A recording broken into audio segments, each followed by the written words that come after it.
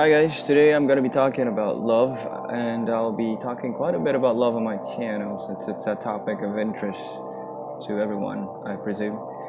And today specifically, I'll be talking about the love between two individuals.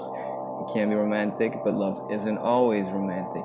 We've got two creatures from different planets, one from Mars and the other one from Venus.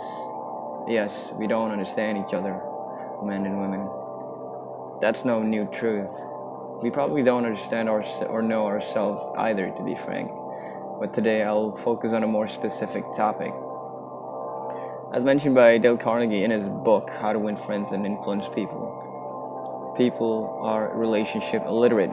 That's the biggest reason to divorce. These are based on my observations on women and a little bit on men, but I will focus more on women, as I mentioned.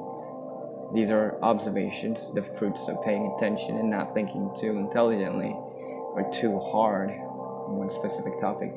To understand these things, intelligence can be detrimental. As some of you may know, I'm in an affair with a girl who has a boyfriend. Now you're probably wondering why I bothered to even get in that affair in the first place. One is because of love.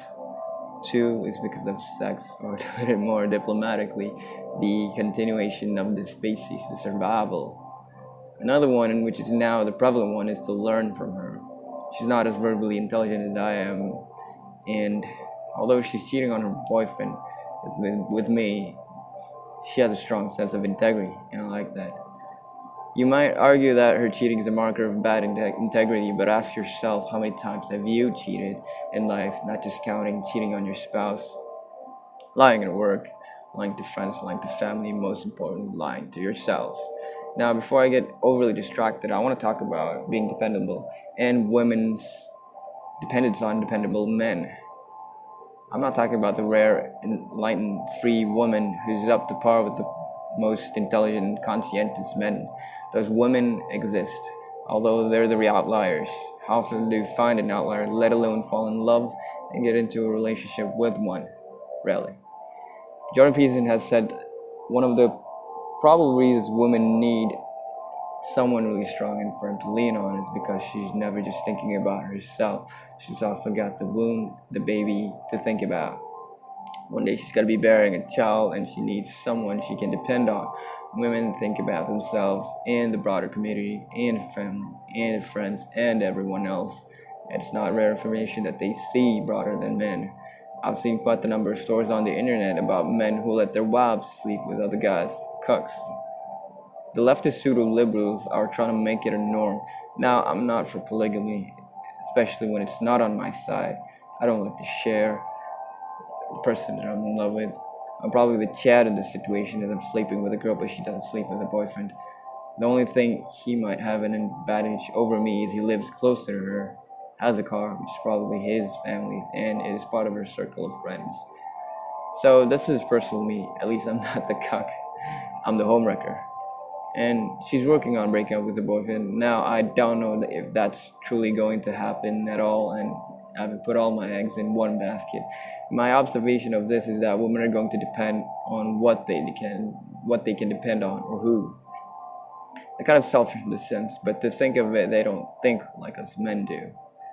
We see a narrow view, and to be honest, we need both perspectives in life, in my opinion at least, and a lot of others too. Two heads is always better than one.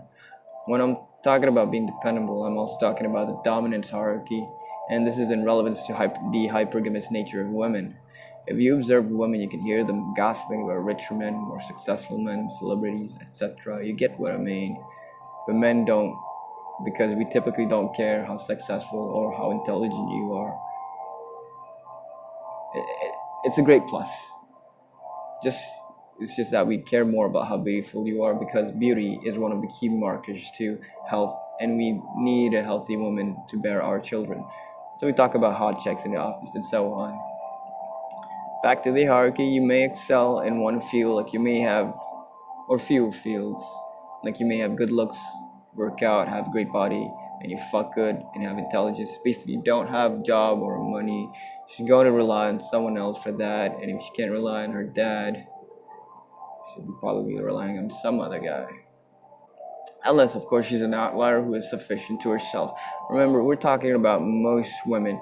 not the near perfect girl who understands who understands men and how life works.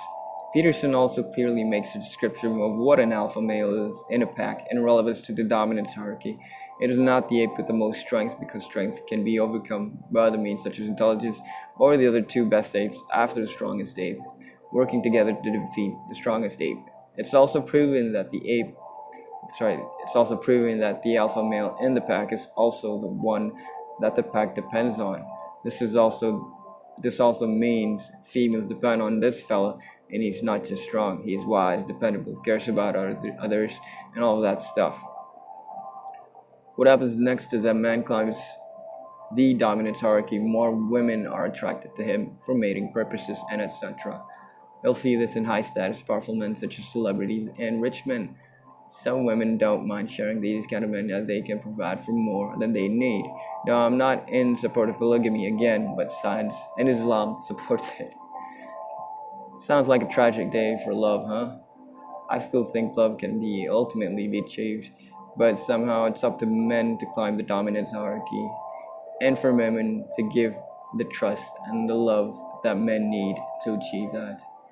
So, bottom line is, absolute strength is not the only means of power in the dominance hierarchy there is. I mean, you can't just focus on one area. Actually, you sort of can.